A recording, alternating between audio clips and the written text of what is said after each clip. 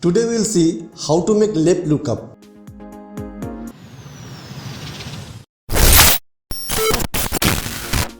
In VLOOKUP, left lookup is not at all possible.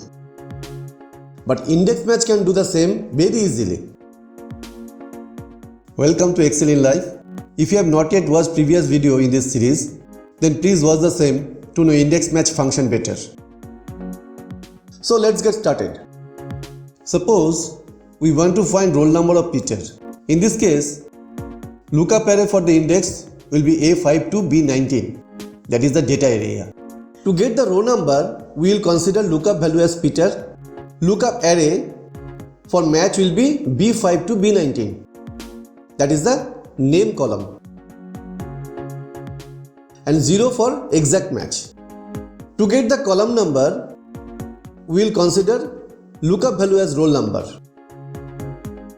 Lookup array for match A4 to B4, that is heading row, and 0 for exact match. Entering index match function, we are getting the result as 8, which is roll number of Peter.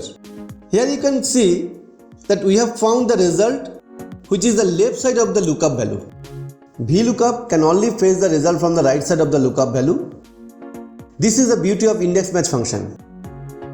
In our next episode, we will see how to make conditional sum or average using index match function. So don't forget to watch the next video.